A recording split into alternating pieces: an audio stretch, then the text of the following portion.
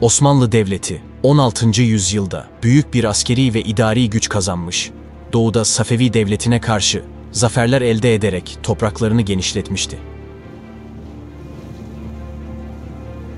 Çaldıran Muharebesi'yle başlayan bu zaferler, Doğu Anadolu, Kuzey Irak ve Irak-ı Arap'ı Osmanlı topraklarına katmış. Bu başarılar, Osmanlı'yı doğuda rakipsiz kılarak, batıda Avusturya ve diğer Avrupa devletlerine karşı prestij kazandırmıştı.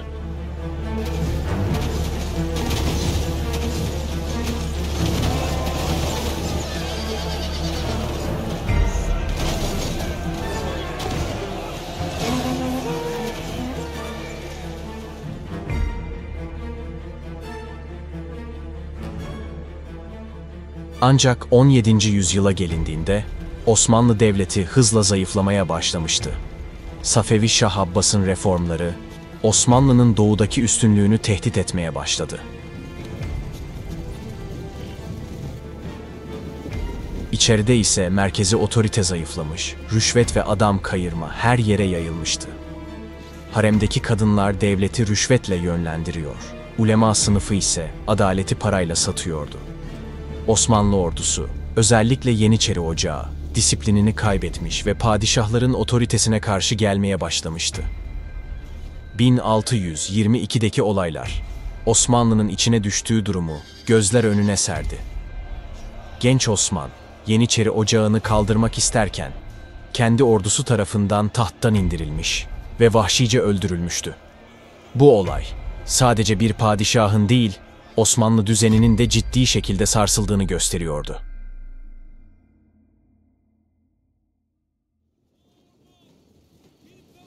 Osmanlı tahtına son bir umut olarak 4. Murat geçti.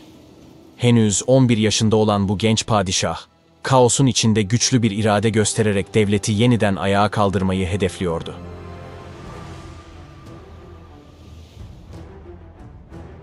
Başlangıçta, annesi Kösem Sultan'ın etkisiyle devlet işleri yürütülüyordu. Ancak iç karışıklıklar ve anarşi imparatorluğun birçok bölgesini etkisi altına almıştı. Yemen, Lübnan, Mısır ve Kırım gibi yerlerde isyanlar patlak vermişti. Anadolu'da ise Abaza Mehmet Paşa'nın isyanı büyük bir tehdit oluşturuyordu. Abaza Mehmet Paşa, II. Osman'ın öldürülmesine duyduğu öfkeyle Osmanlı kalelerinde Yeniçerilere karşı amansız bir katliama girişmişti. Bu ortamda halk devlet otoritesini kaybetmiş, güvenlik ve huzur neredeyse tamamen ortadan kalkmıştı. Hazine boşalmış, rüşvet ve yolsuzluk yaygınlaşmış, adalet paranın eline geçmişti. Genç Sultan Murat, bu karanlık tabloyu derin bir üzüntüyle izliyordu. Saraydaki güç mücadeleleriyle başa çıkmaya çalışırken, kaybedilen toprakların acısını da yüreğinde hissediyordu. Kanuni Sultan Süleyman'ın 1534'te fethettiği Bağdat, 1624'te Osmanlı'nın elinden çıkmıştı. Bu kayıp, sadece bir şehri değil, Osmanlı'nın bölgedeki gücünü de zayıflatmıştı.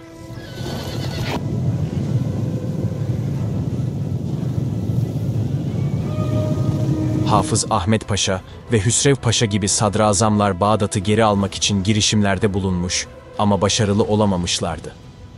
Genç Sultan Murat, Bağdat'ı geri kazandıracak kararlılığı ve liderliği göstereceğini daha o yaşta belli etmeye başlamıştı. Bu hayal, onun ilerleyen yıllarda Osmanlı'yı eski kudretine kavuşturacak bir dönemin habercisiydi.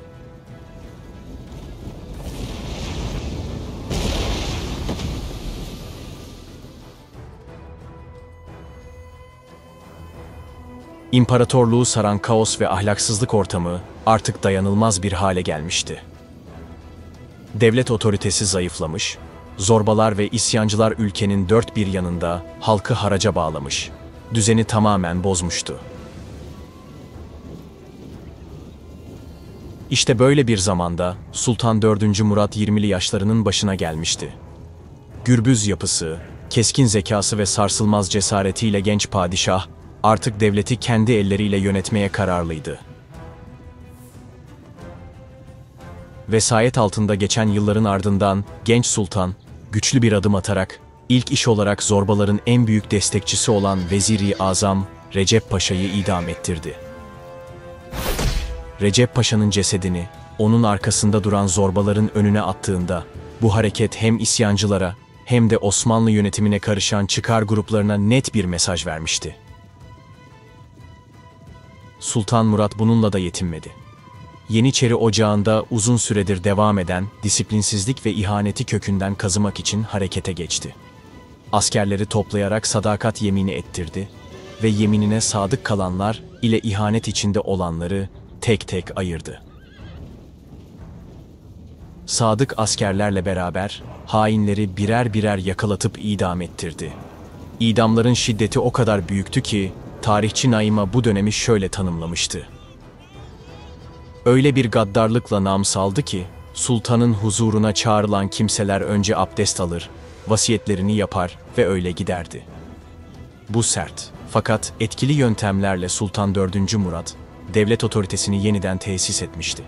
Osmanlı topraklarının dört bir yanına güvenilir yöneticiler ve askerler göndererek isyanların kökünü kazımaya başladı.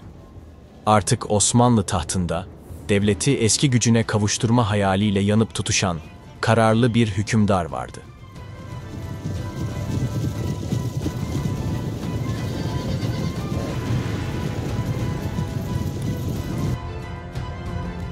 Bu sırada Safevi tahtında önemli bir değişiklik yaşanmış, güçlü bir rakip olan Şah Abbas vefat etmiş ve yerine Şah Şafii geçmişti. Safeviler, bu lider değişikliğiyle zayıf bir dönemden geçerken, Sultan Murat da kendi otoritesini pekiştirmeye devam ediyordu. Osmanlı'nın halen zaaf içinde olduğunu düşünen Lehistan Krallığı, Sultan Murat'a bir elçi göndererek, Kanuni Sultan Süleyman dönemindeki şartlarla yeni bir anlaşma teklif etti. Ancak Sultan Murat, bu teklifi kesin bir dille reddederek daha ağır şartlar sundu. Leh elçisi ise bu şartların kabul edilemeyeceğini ve savaşmayı tercih edeceklerini belirtti. Bu meydan okuma Sultan Murad'ı harekete geçirdi. Osmanlı ordusunu toplayarak 1634 yılında Lehistan üzerine bir sefer kararı aldı. Ordular muhteşem bir törenle İstanbul'dan hareket ederek Edirne'ye doğru yola çıktı. Ancak Edirne'ye vardıklarında Lehistan ile Rusya arasında savaş çıktığı ve Lehlilerin Osmanlı ile barış yapmak istediği haberi geldi. Bunun üzerine daha avantajlı şartlarla bir barış yapılarak Osmanlı orduları İstanbul'a geri döndü. Bu gelişmeler Sultan 4. Murad'ın sadece içte değil, dışta da gücünü kanıtladığı bir dönemin başlangıcıydı. Tahtta Osmanlı'yı eski ihtişamına kavuşturacak güçlü bir hükümdar oturuyordu.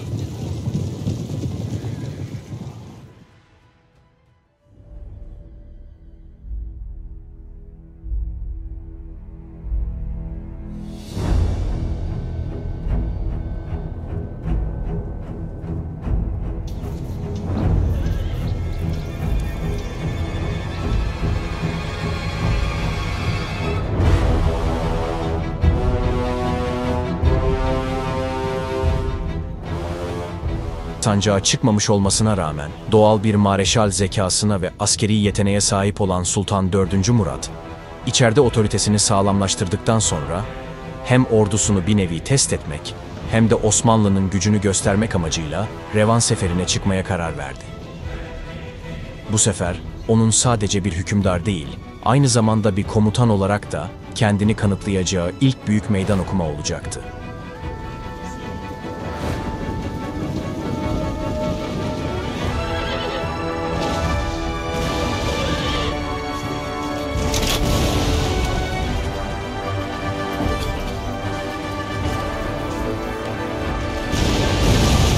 Sultan 4. Murat, Revan Seferi sırasında Anadolu'nun stratejik önem taşıyan tüm büyük şehirlerine uğradı. Yolculuk boyunca gerçekleştirdiği reformlarla devlet işlerinde disiplin ve düzeni tekrar tesis etmeye çalıştı. 1635 yılının Temmuz ayında Osmanlı ordusu Revan Kalesi'ni kuşatma altına aldı. Sultan Murat, kuşatma boyunca orduyu bizzat yönetti ve hiçbir ayrıntıyı şansa bırakmadı. İlk seferinden başarıyla dönmek isteyen genç hükümdar, askerlerine sık sık moral vererek manevi destek sağladı. Onun liderliği ve kararlılığı, Osmanlı ordusunun moralini yüksek tutmada önemli bir rol oynadı.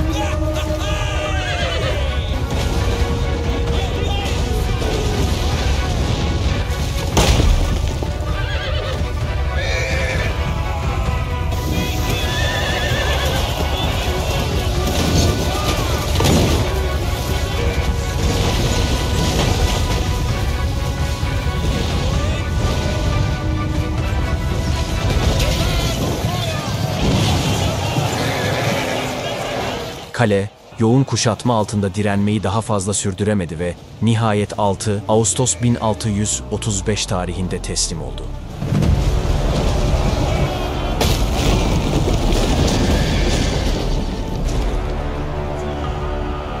Sultan 4. Murat, böylece ilk seferinden büyük bir zaferle dönmeyi başardı. Artık yalnızca bir padişah değil, aynı zamanda kazandığı bu zaferle bir serdar, yani sahada başarısını kanıtlamış bir komutan olarak anılmaya başlanmıştı.